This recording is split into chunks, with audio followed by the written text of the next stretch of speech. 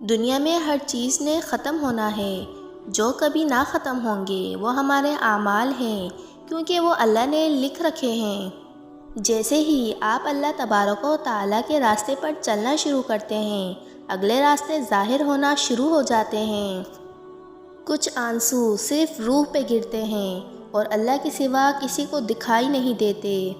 اور پھر جب آپ کا رب آپ کو دنیا کے کروڑوں لوگوں میں سے اپنے لیے چن لے تو آپ کا فرض بنتا ہے ساری دنیا کو چھوڑ کر اس کی طرف دوڑیں، اس کے ہو جائیں اور اپنے رب کی محبت کا فرض ادا کریں۔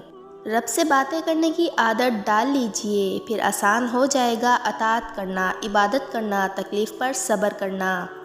غصے میں بات کرنے سے گریز کریں۔ آپ کی باتیں درست ہو سکتی ہیں لیکن آپ کا انداز غلط ہو جاتا ہے اور آپ بہت کچھ کھو سکتے ہیں۔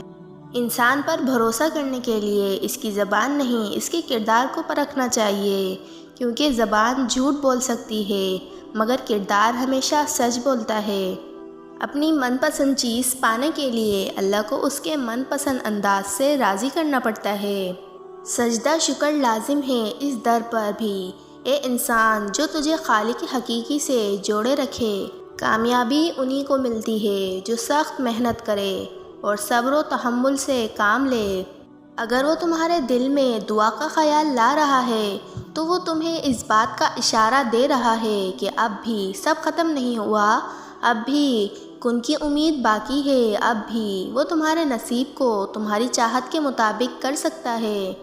پریشانیاں صرف مکافات عمل کے تحت نہیں آتیں، کچھ بطور آزمائش، کچھ بطور تنبیہ، کچھ بلند درجات، کچھ گناہوں کے کفارے اور کچھ آخرت کی تیاری کے لیے اور یاد دہانی کے لیے آتی ہیں۔ اللہ پاک ہمیں تمام مشکلات، پریشانیوں اور آزمائشوں میں ثابت قدم رہنے کی توفیق دے، آمین۔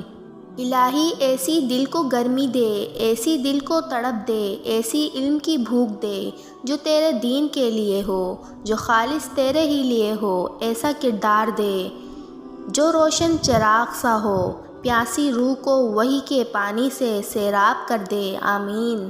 وہ لوگ بہت خوش قسمت ہوتے ہیں جو زوال کی طرف جائیں یا کمال کی طرف شکر کے راستے پر ہی سفر کرتے ہیں۔